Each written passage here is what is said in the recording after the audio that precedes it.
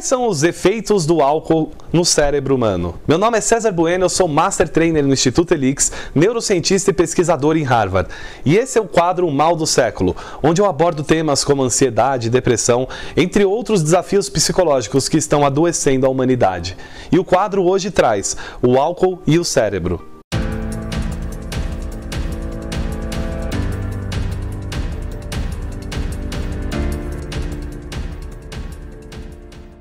O álcool do qual nós falaremos nesse vídeo é o etanol, que ele vem da derivação da fermentação do açúcar, gerando assim essa substância que é utilizada nas bebidas alcoólicas.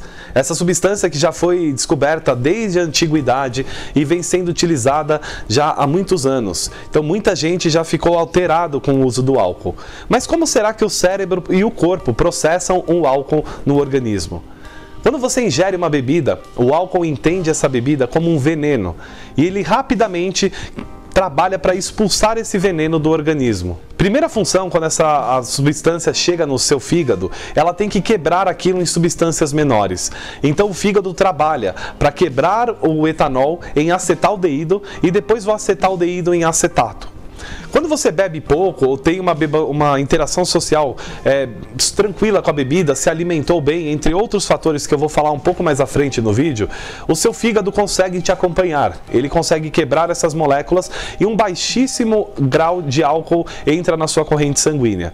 Mas quando você bebe numa quantidade muito alta, ou não se alimentou, ou tem pouca massa magra, por exemplo, é quando então o fígado não consegue te acompanhar e uma dosagem alta é jogada na corrente sanguínea, que rapidamente chega ao cérebro. E o que acontece no cérebro quando o etanol está presente lá? Ele rapidamente ativa o sistema de recompensas e a ação dopaminérgica. O cérebro vai tendo um sistema todo de prazer, então a pessoa, quando ela vai buscando aquelas experiências através do álcool, ela vai buscando justamente a experiência de ter aquele prazer que ela tem quando a bebida está sendo ingerida em maiores quantidades. E ela também mexe na cadeia de neurotransmissores GABA e também na cadeia de glutamato. O GABA é aquele que reduz a conexão, que diminui as ondas elétricas entre os neurônios, e o glutamato é aquele que acelera, resumindo assim de fato. E o que o álcool o etanol faz na rede GABA e na rede do glutamato? Ele acelera a função do GABA e reduz a função do glutamato, ou seja, tudo no seu cérebro começa a processar de forma mais lenta. Isso é bem interessante porque os efeitos a curto prazo começam a aparecer. O efeito do processamento no cerebelo, essa região que fica no encéfalo, que faz parte do encéfalo, o encéfalo é toda a parte do seu cérebro, mais o cerebelo, mais o tronco central. Ele fica aqui a parte de trás e ela é responsável pela coordenação motora. Quando a ação no cerebelo é diminuída, ou seja, as ondas são diminuídas, as conexões entre os neurônios são danificadas, você começa a ter reflexos mais alterados, ou seja, mais lentos. A pessoa vai ter problema para se locomover, para entender o espaço ao seu redor e começa a ter assim os efeitos de curto prazo. Quando esses efeitos do álcool, da desaceleração, mexendo na cadeia do GABA e do glutamato, acionam a região do pré-frontal, que é responsável pelo gerenciamento das suas atitudes, aquelas que você escolhe ter, controle de impulsos, empatia social, elas modificam e reduzem a ação disso. Logo, você começa a tomar ações mais impulsivas, das quais muitas vezes você pode se arrepender no dia seguinte.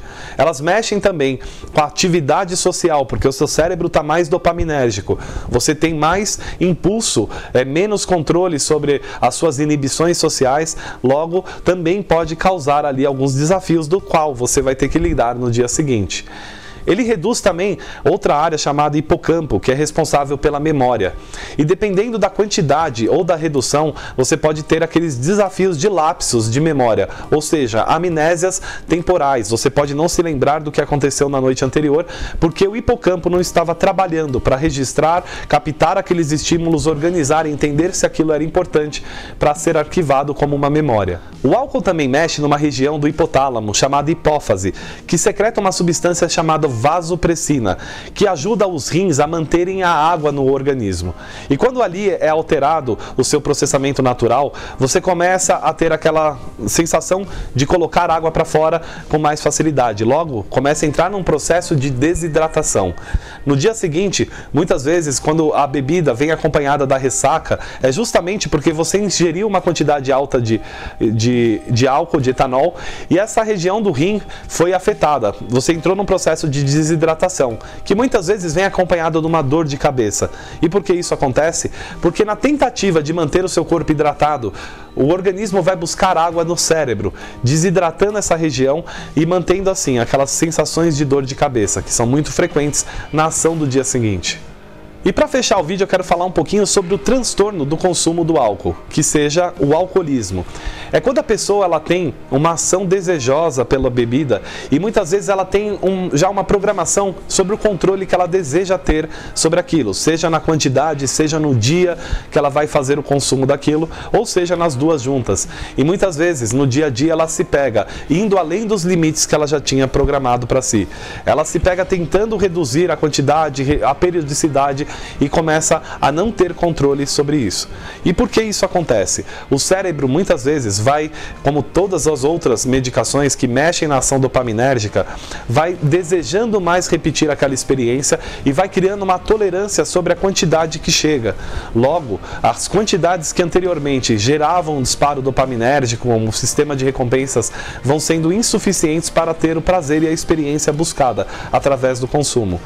E esses problemas podem ser levados então para um quadro mais agravado, é quando a pessoa começa a comprometer a sua vida social, ou seja, pessoas que estão ao seu redor, no seu trabalho, metas e objetivos. Às vezes a pessoa se comprometeu a escrever ali uma matéria e aí ela começa a beber e não consegue concluir aquela operação, ou se comprometeu a estar com uma pessoa, um amigo, e ela começa a beber e não consegue cumprir aquela promessa.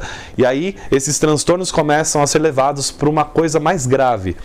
A ciência estuda que o consumo moderado de álcool ele pode ajudar de diversas formas o seu organismo, em doenças cardíacas ou até na diabetes de tipo 2, ou redução da incidência de pedras na vesícula, por exemplo. Mas também o consumo excessivo e até o moderado pode gerar desafios cognitivos e também desafios principalmente ligados à região do fígado, trazendo assim uma cirrose hepática e o aumento da chance de alguns tipos de câncer, como de estômago, de boca, e também as doenças gastrointestinais, gastrite, úlcera, entre outras.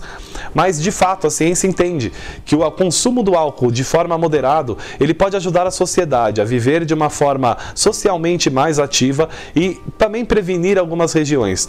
O mais importante é você entender o que isso faz com o seu cérebro, para que você possa tomar a gerência e não permitir que o seu sistema dopaminérgico busque simplesmente ter a recompensa daquilo e você se torne assim um escravo dessa substância e não construa assim uma vida social ou uma vida também na sua parte epigenética, no seu sistema, no seu organismo congruente com aquilo que você deseja experimentar. Você gostou desse vídeo?